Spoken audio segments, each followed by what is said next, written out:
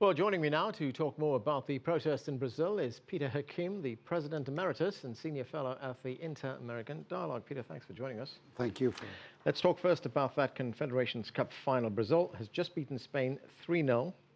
It's a big thing for Brazil. Absolutely. Is it going to give the country some kind of respite from the protests that we've seen? Well, almost any other time, except after the demonstrations in the recent weeks, I would have said yes.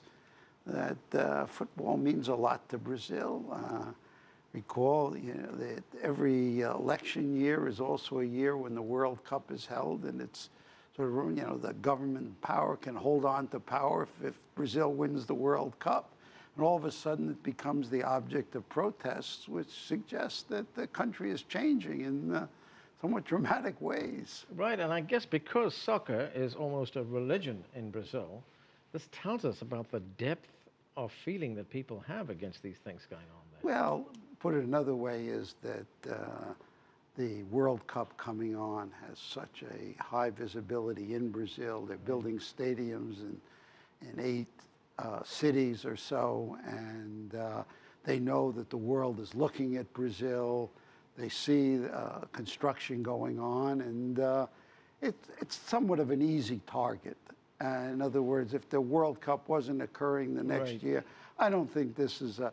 The other thing is, of course, football is really part of the whole corruption apparatus in Brazil. Well, vast amounts of money being spent on these Lots stadiums. of money and lots of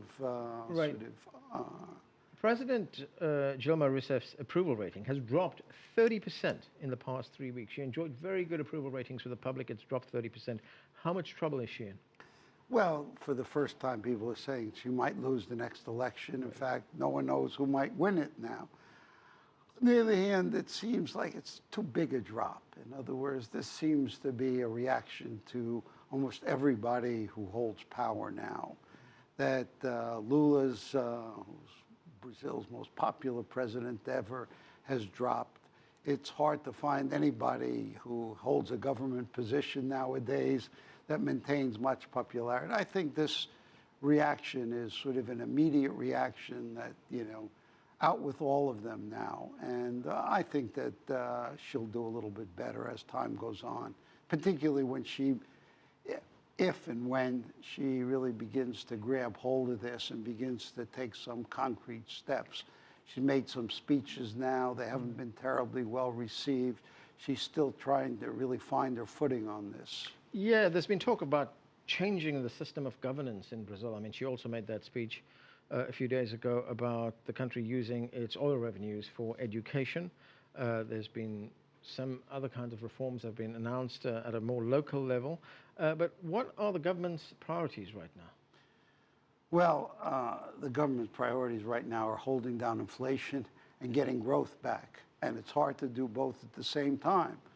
Getting down inflation means cutting interest rates, or raising interest rates, sorry. And growth, in fact, you need more investment, which means lowering interest rates. So this is a very difficult period. Brazil has had 8 or 10 years of good, solid, robust economic performance. The last 2 years have gone sour. An election coming up next year.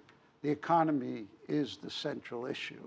And now, coupled with these protests, which are not only protesting about the performance of the economy, but sort of the overall quality of public service, government, and what the economy is producing. So things have become a lot more difficult now. Peter Hakim, thanks for joining us. Thank you. Appreciate it.